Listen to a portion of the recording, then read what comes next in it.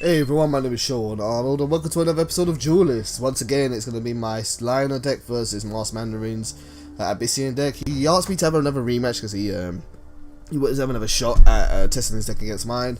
And the episode after this, I'm going to be showing off some gameplay for some other games, and so you guys can get a bit of variety. But at the moment, still loving this game so much. It's just really great.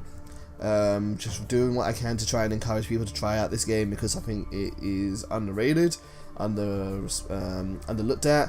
Although it does have some good coverage on some good websites like IGN and so on. So I'm hoping the game does well. So first of all, let's get into the commentary for this game here. I'm having to go first this time, so I'm gonna replace my highest costing unit, and now I'm gonna summon a 2 costed mana unit, and it's gonna be Airblade Adept. Airblade Adept is one of the best 2 drops in the game. It's really strong for its cost, and really holds up well quite in the early game. My opponent's going to use Saber-Spine Tiger. Saber-Spine Tiger is going to trade evenly with Airblade Adept, so both of them are going to get lost, and that's fine by me. I'm happy to take a trade like that.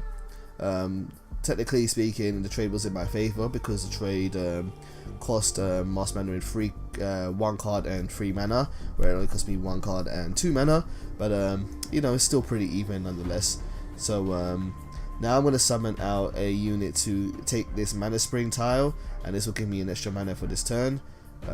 I would rather do something which is a 2 cost, but I can't. So what I'm going to do here is I'm going to call Saber-Spine Tiger, and I'm going to get it to go into attack range, and then I'm going to use a spell card called, well, let's see if I make this mistake or not. I have a spell card in my hand called Lionheart Blessing. Now Lionheart Blessing is a really cool costing spell card, which you give it to any unit that you have, and any minion that you have with that spell card on.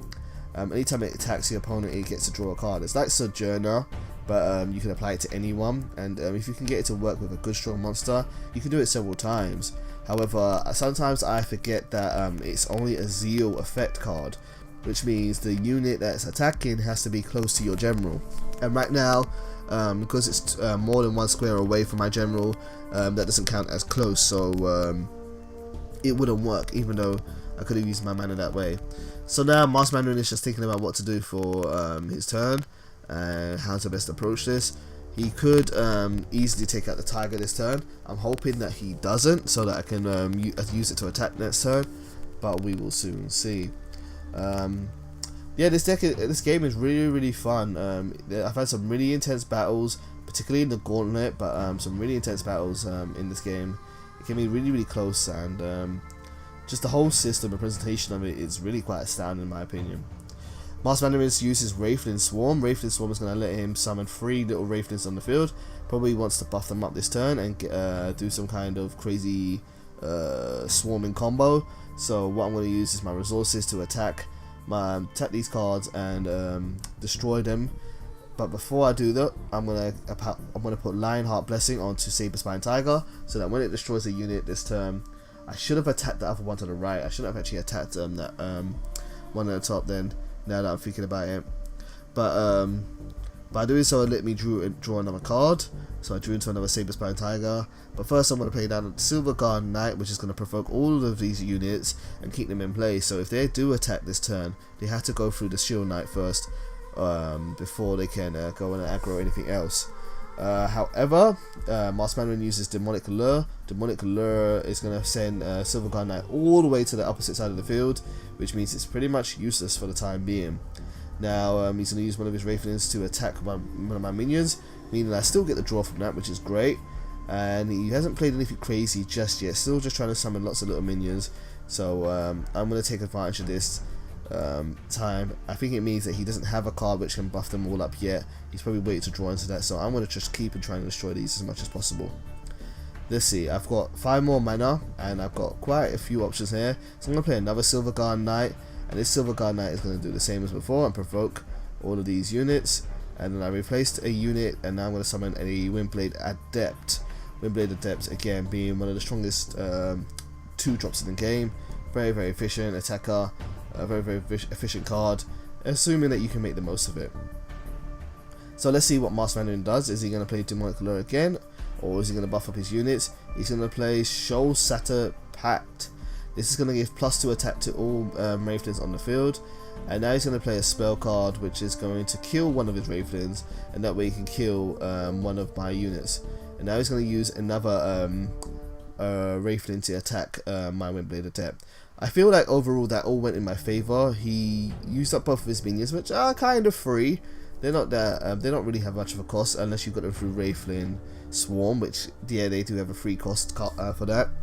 And then he had to buff them up, but he only got to take advantage of one of them being buffed because the other one had my other unit had too much health. So then he had to play another spell to destroy one of my units. I think that kind of all worked out in my favour because I didn't have to. I lost fewer resources than he did, all in all, for that play.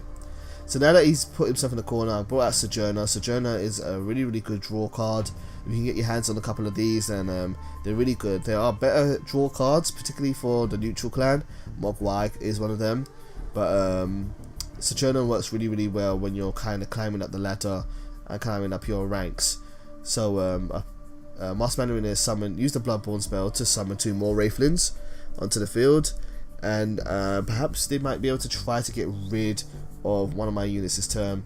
Now they're going to use another Wraithling Swarm. Wraithling Swarm is going to summon more of these little weak monsters to the field, and yep, and now they're going to use Horn of the Forsaken. Horn of the Forsaken is an artifact, which is basically the equivalent of an equipped spell card, something you put onto your general, and every time the general takes damage, they can spawn another Wraithling for free. But however, that artifact has free durability, so really you can only use it 3 times. So now I'm just going to get rid of a lot of these monsters and kind of destroy as many of these units as possible before you can do a combo with them. And I think this is the disadvantage of Masked Mandarin's strategy. He's playing a lot of spell cards, and by playing a lot of spell cards, you're actually not you're actually losing a resource every time you use a resource.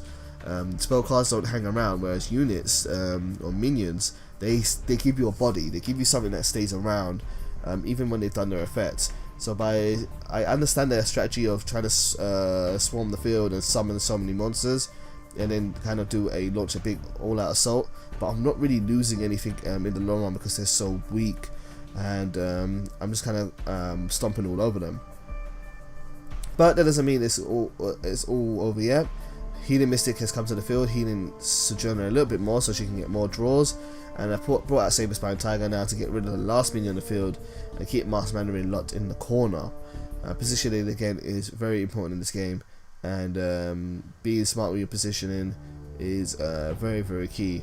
The preferable place for a general like me is to stay in the corner because my units don't fly around the field quite a bit, but they do have a lot of effects that can slow down enemies. So staying in the trying to keep your enemy in the corner is really useful. But if you can't, keeping them in the middle of the field or staying in the middle of the field until you can force them back against the wall is really good, so they can't keep running away. It's kind of like a fighting game in that sense, you know. Positioning is very important. Now there's one of my most dreaded spells, that's Shadow Nova. Shadow Nova puts spikes all over the field, but in a 4x4 space, and it does damage to any of my minions on those spaces. Now this is really clever by Masked Mandarin. By putting himself in the corner with all these spikes, I'm going to be a little bit more hesitant to go over there and attack them, because I'm going to lose my minions by putting them on spikes. Basically, they're going to step on them and take some damage. So I've got to find a way to get rid of most of these. I've got to find a way to sweep the field and make sure all my units are okay. And the easiest way to do this is to use the spell.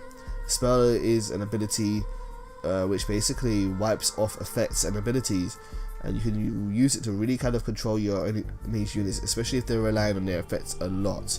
So what I'm going to do is I'm going to bring out Healing Mystic. I'm going to try and do a bit of damage to my opponent there, and they summon an extra Wraithling for my efforts. And then I'm going to bring Windblade Adept a little bit closer and do some damage to my opponent's general. I don't mind this trade here. It's going to crash and I'm going to lose my unit there, but I've done 4 damage to him, which is always nice. One thing you want to do in this situation is not be afraid to attack, because then that's when they can get the resources back and start finding a way to kind of outplay you. So now that I still do have an advantage in terms of resources, so I should be able to keep things on the field a lot longer than he does, and I'll work out a way to get rid of those spikes sooner or later. So Masked Mandarin is now going to play another spell, and he's going to play I think it's Demonic Transformation. That spell is really annoying, very strong for an Abyssian deck. It basically takes any of my minions and turns them into a Wraithling. That really sucks, you know. You lose all effects and abilities for that, and they gain a card or a resource as a result of it. He's also got Blood Moon Priestess on the field, and Blood Moon Priestess basically recovers or summons a new Wraithling to the field anytime my opponent, anytime a minion dies basically, whether it's mine or my opponent's. So me attacking this little unit right now really isn't going to do a whole lot. So I've got to try and get break my way through to the priestess and try to stop this combo going, otherwise I'll never be able to get there to the general. So what I'm going to do first is I'm going to play Repulsor Beast. Repulsor Beast is going to send one of my opponent's minions towards a different position, and now by doing so I'm going to be able to summon out another monster, and that monster is Lightbender.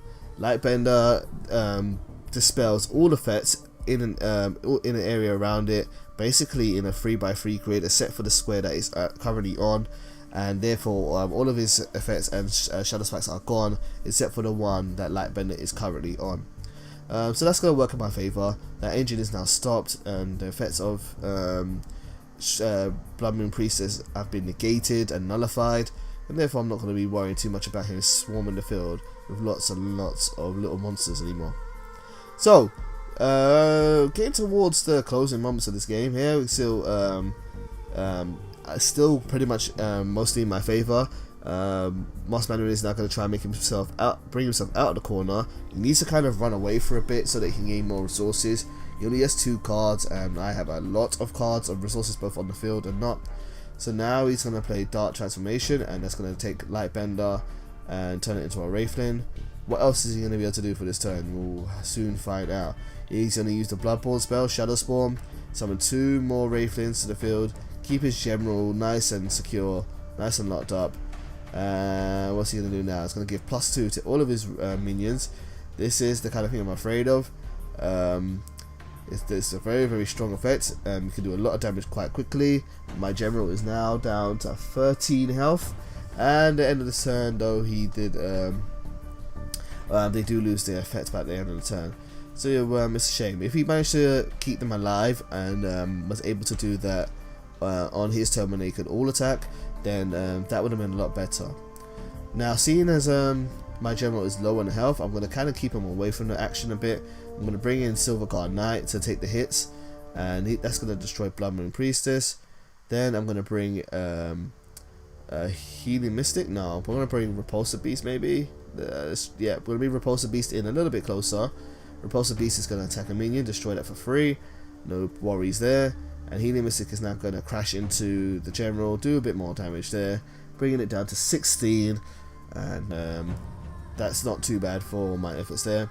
And now I'm going to bring out Sojourner again. Sojourner again will help me draw more cards, keep my hand full, and I could still do more stuff this turn, but I don't really want to play my other 2 cards in my hand, even though I think they will be useful very soon. So I'm going to play Raw, and I'm going to buff up my Silverguard Knight, because why not? It's free at the moment, and I get it back every turn. So might as well do that, although it didn't really help in the long run. Okay, so Repulsor Beast and Silverguard Knight both are dead, but that's okay, because I still have quite a few resources more than Masked Mandarin does. He has 2 cards in hand, so what I'm going to do now is I'm going to bring Sojourner nice and close. Sojourner is going to attack into the Wraithling. The Wraithling is going to die by my hands, and I'm going to get to draw another card. Now I'm going to take a look at my cards and think, what could I play, what would be the best thing to do, or do I want to replace anything? I'm going to replace Lightbender because I don't really think I'm going to need it right now, but what I'm going to do first is play Silverguard Knight, because I want Masked Mandarin to stop running around, stay in place, and take these hits, take this ass whooping. So won't be able to attack this turn, but we'll still be able to keep the pressure on. Okay, so Don't know if there's anything else I want to do this turn. I'm going to buff up Sojourner, give it an extra bit of attack. I have a feeling that Masked Mandarin would be more afraid of the Knight than Sojourner, because the Knight is preventing him from moving around. So I'm not too worried about Sojourner dying this turn. I think she'll probably survive. But now he's summoned up 2 more Wraithlings and also a Shadow Watcher. That Shadow Watcher can get really big quite quickly, so I've got to be careful about that. But that's okay, because my Silver Guard Knight is in a very good position, and he's in good position for me to do a couple of things. But let's see what I'm going to do first. First I'm going to use Sojourner, I guess. Sojourner is going to move, attack one of my opponent's minions. I'm going to draw an extra card and see what I get. Shadow Watcher got a little bit bigger from that. And now I'm going to move my General closer. My General is now going to attack my opponent's General. Do 2 damage to him there. That's bringing him down to 14. And now my Silver Guard Knight is going to do a bit more damage. That's bringing him down to 11. And could have buffed him up a little bit maybe. I could have used Raw. But maybe not, maybe it doesn't work with the calculations. And now I'm going to play a spell card called Holy Immolation. Holy Immolation is a fantastic card. Very strong card for a Lyonar deck. It does 4 damage to all generals and units around the minion I use it on, and gives it back 4 health. Ephemeral Shroud negated Shadow Watcher and also managed to destroy it this turn. And now I'm going to buff up my Silver Guard Knight a bit more, giving it some Raw. And my opponent has really no other choice but to attack here. This could be Masked Mandarin's last turn. If he can't find an out on this turn, then it's gonna be done. And he crashes one of his minions into my Silver Guard Knight. But now he's gonna play Void Pulse. Void Pulse is gonna give him, let him recover 3 health and do 2 damage to me. 1 more card in his hand. What's it gonna be? Is it going to be anything really helpful here? Let's see. No, he's going to play Shadow Spawn first. I forgot about that spell. He could do that too. And then he's got 1 more card in his hand. What else can he do? He's going to take a hit. He's going to kill the Silver Guard Knight. And is he going to summon anything else? Yes, he's going to summon a big monster. Wow, what is this? I have to read that. If I could. It depends if I mouse over it or not. But I don't think it doesn't matter. I think I've got the game at this point here. I could do all this damage through burn basically. So first I'm going to use Holy Immolation once again to destroy all of his units and do 4 damage. And now I'm going to play Tempest, and that's going to seal the game. So guys, hopefully you've enjoyed that, seeing a bit more Duelyst gameplay. Hopefully it's maybe encouraged some people to try it out. It's really fun, believe me. And I will have some more videos of this in the near future. Take care.